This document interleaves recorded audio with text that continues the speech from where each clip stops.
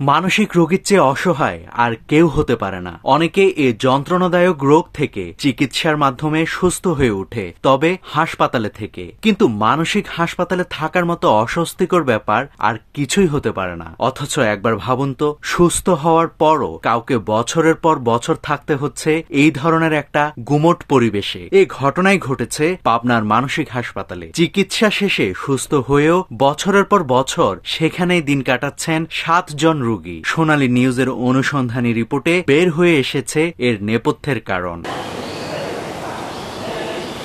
মূলত ভুল ঠিকানা দিয়ে পাবনা মানসিক হাসপাতালে সেই রোগীদের ভর্তি করায় আত্মীয় স্বজনরা। তবে এরপর আর খোঁজ খবর রাখেনি তারা। তাই তো সুস্থ হওয়ার পর কোথাও যাবার জায়গা না থাকায় হাসপাতালেই থাকছেন সেই 7 জন রোগী। এখন হাসপাতালই তাদের বাড়িঘর। অথচ দেশের এই প্রধান চিকিৎসা কেন্দ্র চলছে কিনা জনবল সহ নানান ধরনের সংকটের মধ্য দিয়ে।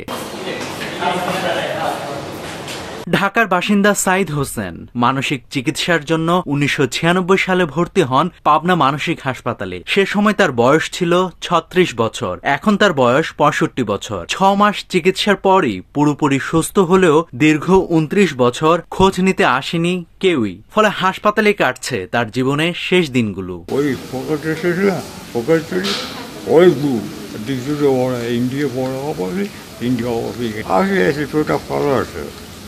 6টার সময় আসবে আর 2টার সময় আসবে, আপা হয়ে যাবো, আপার নিয়ে যাবে ভাই এখানে আসে আবার আমি পাড়ার যাবো নাকি বাসের ভিতরেই কোটায় পাইল ভাই আবার এখন রইল আসলো পেটে ওরা যাবে যাবে আর ওরা যাবে আর বোটা যাবে বোটা বাড়িটা মা আসে আর বোন আছে, একটা বোন আছে বিয়ে কখন নেই জায়গা ওটা আমি বেশ হয়ে যাই 25 রেখে আবার করে দেবো পশু পেটে নিয়ে যাবো খুব খুশি পদ করে পেটে ফিরে হবো আর ঠিক আছে।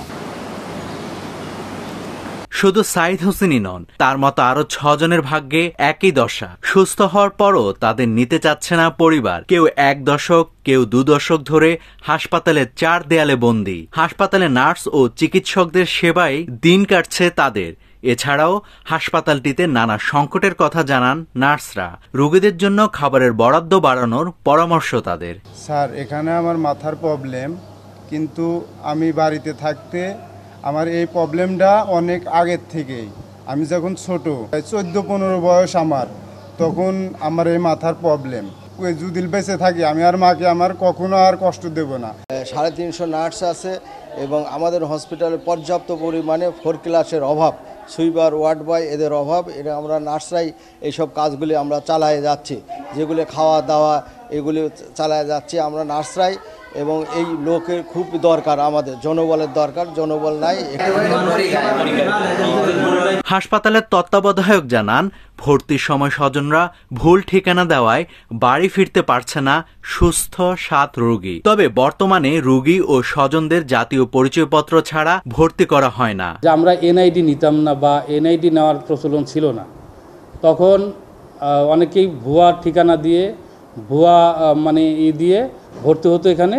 কারণ ভুয়া ঠিকানা ওখানে, আবার অনেকে জেনুইন ঠিকানা হলেও তারা নিতে আগ্রহী হয়নি। এই সকল কারণে আমরা ওই রুগীগুলোকে পাঠাতে পারিনি। তবে আপনারা জেনে আনন্দিত হবেন যে আমরা এখন পর্যন্ত আমাদের 23 জন ছিল, এখন অন্যগুলোকে আমরা মোটামুটি তাদেরকে বাড়িতে পাঠানোর ব্যবস্থা করতে পেরেছি।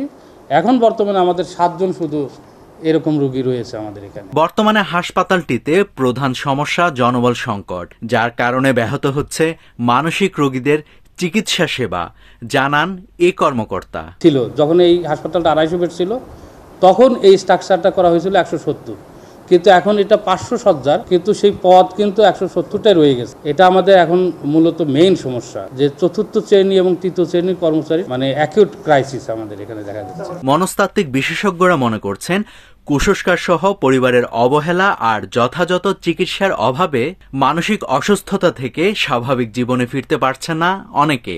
তারা বিভিন্ন অপচিকিৎসার শিকার হয়। এটা সবচেয়ে বড় বাধা, যেখানে আমাদের সচেতনতার অভাব। এটাই হলো প্রধান এবং প্রথম বাধা। আমাদের এখানে কিছু দুঃখজনক ঘটনাও ঘটে, যে অনেক দীর্ঘদিনের রুগী তারা পরিবার কিন্তু তাদেরকে নিতে চায় না। আপনারা জেনে থাকবেন যে এখন পর্যন্ত 7 জন রুগী তারা এখনও এখানে অবস্থান করছেন বিভিন্ন মেয়াদে, তাদের কারো 10 বছর 15 বছর এরকম মেয়াদে, কিন্তু তাদের পরিবার আসলে তাদেরকে নিতে অস্বীকৃতি জানিয়েছে। আমরা চাই যে আসলে এরকম যেন না হয়। 1957 সালে প্রতিষ্ঠিত হয় 500 শয্যা বিশিষ্ট পাবনা মানসিক হাসপাতাল। বর্তমানে চিকিৎসাধীন রয়েছে প্রায় 450 রোগী।